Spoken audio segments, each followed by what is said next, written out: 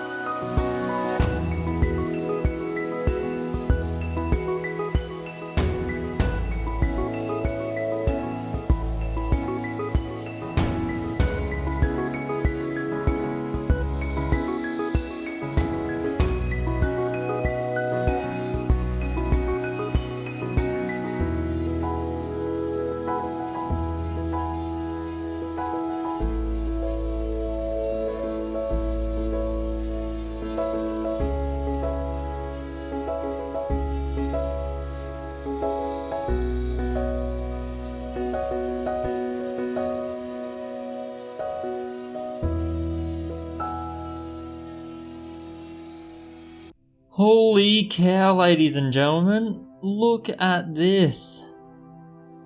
So even the backside that was fairly foggy, you can see it's still foggy, but the pattern just changes to this weird little dispersed pinfire kind of red. And then the front face is just, look at it. And in person, like always, until I get a camera upgrade, and this one really deserves the camera upgrade, I wish I'd done it already. But this camera and the reds are just not great. But look right there. A colour I rarely ever see is purple. And this one's got it. So this one's got everything. It's the full multicolour. Heavily biased towards red. Even in a camera that doesn't show up red very well. And then you can see greens, blues, and then purple. I find purple far less than I do red. Purple is just one of those colours that just doesn't come through all that well, and you need the right lighting to be able to see it as well. So sunlight's really good, and I'll have a video on lighting to explain that a little bit more later on. But see that foily green there? That's actually what the red looks like, but the camera doesn't let me get the foil foil of that red just there, so it's unfortunate. You'll just have to imagine a little bit. But yeah, absolutely amazing. If we look at the end here, I mean, it's basically what we saw at the beginning, just nicely polished up. Now I've hollowed this out a little bit, just because I wanted to round off the edges around here, just a little bit, but I ended up actually digging more with the sintered tips to hollow it out a bit more, but haven't gone back over these inner edges, so you can see there it's a bit jagged. But I decided to hollow it out. I was a little scared initially, and I wasn't going to do it just because that side there is so thin, but it's turned out okay. It's still very strong. It was mainly because the sand in there was actually quite loose. The outer edge of it was pretty hard, but once I got through that and I got to the inner part, it was quite loose, so it wasn't providing the opal a lot of stability anyway, so I thought it might as well be hollow, and since it'll be displayed kind of like this, you'll see that opening a bit. So I thought, you know what, might as well just clear it out a little bit. I might even try to polish it up in there a little bit more, but my novas don't fit, so what I'll have to do is use some diamond grits and a toothpick basically, which is a little hack for those using rotary tools. That's the end of a bamboo skewer. I use that to clean out a little bit of that inside. So you can see there, that does get in there easily. So yeah, a little bit of a bamboo skewer, and you can load up a little bit of diamond paste onto this. I rough it up with a bit of sandpaper first so the diamond grit holds, and then yeah, basically go for it like that. But this is it. This is the end. Julian's absolutely stunning piece of opal. It is quite remarkable. And now it's probably the best thing I've cut on the channel, and definitely the best thing I've cut this year. This would be in the top 5 opals that I've cut over the last few years actually, so since I started this journey. So absolutely amazing. I'm over the moon. If he's got more of this material, try to snag it up, because it doesn't get a lot better than that. I might do a video where I look at trying to price this kind of thing. I'm not really interested in selling it. This is one of those pieces that I'm happy to keep. I'd probably put a price on it that's one of those, you know, the price where you don't want to sell it, so I might just have a look at opal auctions and have a go. I wanted to make a pricing video using opal auctions anyway, so this might be a good example of something to hunt down. But yeah, that's it. Part 2. Part 2 is done, and it looks amazing. I was 100% correct when I said it would end up looking even better when it was polished, because even this cloudy-ish back just has this pinfire red, which is just so cool. And then it just goes mega broad. So yeah, beautiful, beautiful piece. I didn't have to try too hard. It was beautiful rough to begin with. We got lucky without any sand, and the deep grooves weren't overly deep, so the thing has held a nice little shape. And yeah, we're gonna have to try to find the next piece to work on. I'll probably go back to helping out that young lad with some pieces like this. We can go and really hunt those hairline thick colour bars. It's a nightmare, but I'm going to try to do it as well. So that might be the next piece, or I might just tidy up some of these little shell bits where you can't see much, but what you can see is pretty exciting. So yeah, I don't know. I'll decide over the next couple days. For now, I'm just over the moon that this panned out as well as it did. I can't stare at it forever, so it's time to move on. Bigger and better things, hopefully. Can't get much bigger and better than this though. Oh, we should actually give it a weigh. Grand weighing. Let's just keep it zoomed in on there. If this is over 15 carats, it is an absolute home run. Oh, you're kidding. Alright. Wow, my 15 carat guess was pretty good. That's the other good thing about this piece. I didn't actually have to take much off. It's just that dirt, that little bit of crust, and I've ended up hollowing that out a little bit as well. And that has kept it over 15 carats of this. Absolutely amazing colour. 15 carats. Oh. my fingers weighed that pretty accurately. I actually thought it would probably be closer to 10 and I was being optimistic with 15, but 15 carats, that's huge. Alright, well, on that note, I'll see you in the next video. Stay tuned.